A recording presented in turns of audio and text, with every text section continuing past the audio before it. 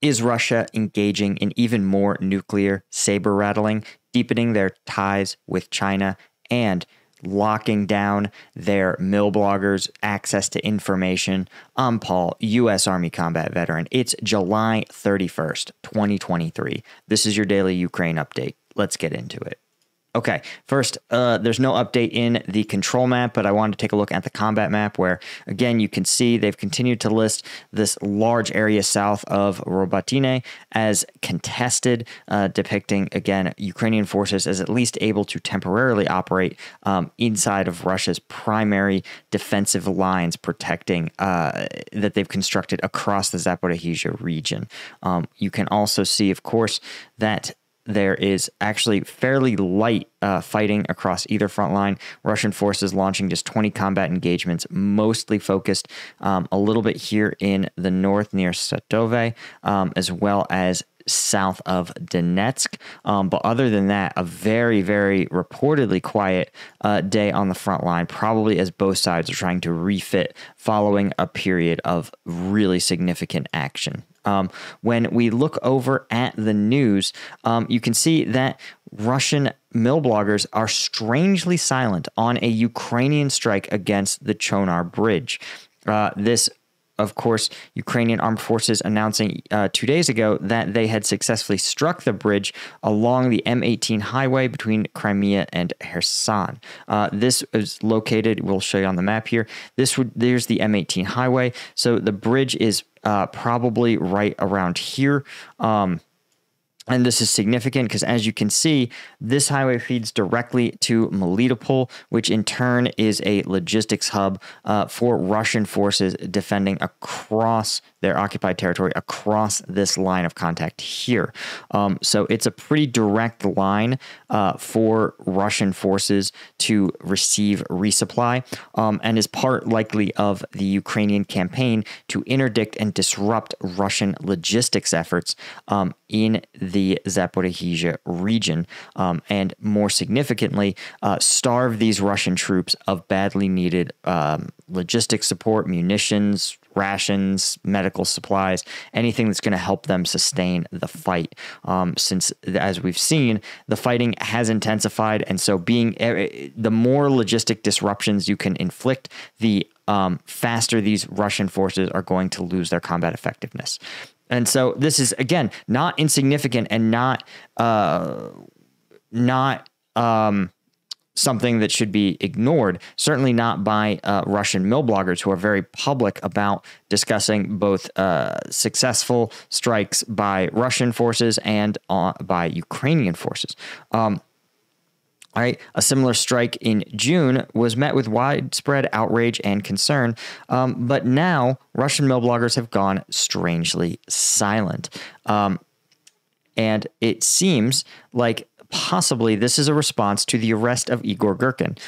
This is probably the king of the mill bloggers, so to speak, a convicted war criminal and Russian military influencer who has recently been detained by Moscow. And it's likely that many other prominent mill bloggers are looking at Girkin and his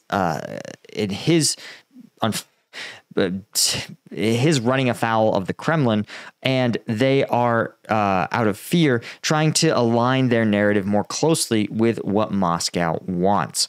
And Moscow seems to be saying that they want less coverage of bad news stories about the war and a more coverage probably about Russian victories. As we know, guys, the Kremlin is incredibly bad at propaganda. They're incredibly bad at information operations, and that having them control these mill bloggers will likely diminish the quality of information and the trust that their audiences have tremendously. So it'll, again, create a vacuum of information that I think is likely to backfire, since rumor, conjecture, or pure fantasy is going to be what's going to replace the information that people would get from the mill bloggers, right? You also, of course, and I think this is just largely a sign that the Kremlin is going back harder and harder into its Soviet era playbook, right? For a long time, they relied on mill bloggers since they generally toted an ultra nationalist message. But as time has gone on, more mill bloggers have become critical of Russia's conduct in the war, oftentimes wanting Russia to take more extreme measures, things like martial law or a universal draft, or even chemical, biological, or nuclear weapons to be used in Ukraine. And I think the Kremlin, as much as they liked it, as much as these mill bloggers had large audiences, I think the Kremlin is starting to realize that they would prefer to simply have a top-down, this is the information that you share, this is what you can and can't say, and to dictate what information is put out in Moscow certainly feels cleaner to them, but I think they oftentimes fail to understand how much people want information about, especially something like a war where every village, every neighborhood has someone who's invested in that war, right? Someone, a neighbor, a friend, an uncle, a classmate who's serving in this conflict. People want information about it, and they're going to get that information. And if it's not from mill bloggers, then it's going to be from even less reputable sources. Hopefully something, like VPNs or Western sources. But it may just end up being, again, rumor, conjecture, fantasy, misinformation. And it's probably, I suspect, going to backfire on the Kremlin. Now, here's where things get even crazier. Russia's former president, Dmitry Medvedev, said that Moscow would have used a nuclear weapon on Ukraine if Kiev's counteroffensive, backed by NATO, was successful, per a decree from the president of Russia. U.S. intel believes that the Russian president could potentially use nuclear weapons to end the Ukraine war, and may also attempt to involve the West in the conflict to regain public support. This seems like kind of a stretch. I have a hard time believing that this is a realistic possibility. I think probably even the intel probably describes this scenario as being highly unlikely. But it still is troubling that someone like Dmitry Medvedev is still spewing this sort of stuff. Now, since he's not really Russia's president anymore, he's become much more of a sort of extremist spokesperson, for lack of a better term. So this is not uncommon for him to say some of the crazy things, just to sort of keep the West on its toes, so to speak. Again, worth noting, though, that Kiev is not under the nuclear protection of other NATO allies, right? Part of joining NATO is that you also enter the U.S.'s nuclear umbrella. The United States, if, for example, Russia was to fire a nuclear weapon at, say, Warsaw, right? It would be treated as though Russia had fired a nuclear weapon at New York. It would be met with overwhelming strategic nuclear responses, right? The mutually assured destruction.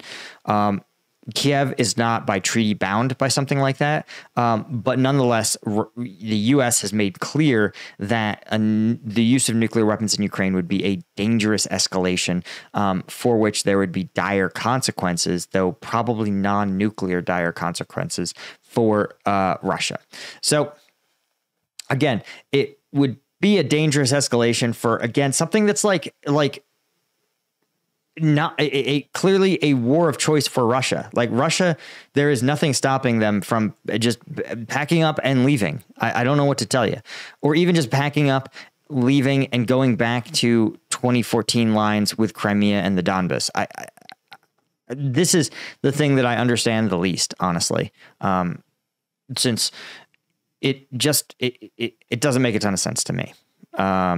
But this has been how Russia's prosecuted this war the entire time. What's also interesting is that China is preparing for naval drills with Russia, which a lot of commentators, including the AP, are taking as a sign of continued support. This on the heels of the revelation that China has been selling dual-use military gear to Russia by the hundreds of thousands, equipping small armies worth of Russians with body armor, thermal sights, and other military gear that is not necessarily weapon systems. But there's even some reporting, as we talked about, that Ukraine or China is equipping Russia with hunting rifles that look a whole lot like M4s. Right. This sort of activity, again, if China's aspiration is to be a neutral broker, to broker a peace deal, they're not doing a great job of it, simply because, again, they are clearly favoring one side over the other. And I say this like the U.S. hasn't, right? The U.S. clearly has their own stance. We are supporters of Ukraine. China is increasingly supportive of Russia, at least as far as these small joint exercises. Again, 10 ships, 30 aircraft. These are small exercises, but they are publicly done. This is indicative that Russia views China as more of an ally than a threat. And so, again, is a sign that China isn't quite the neutral party it may want to project itself as. Anyway, that's all I had for you guys. As always, thank you so much to our Combat Vet News members. Thanks to our Colonel tier members, and thanks to our Lieutenant tier members. I really couldn't do this without you guys. I appreciate you so much, and I'll see you in the next one. Cheers.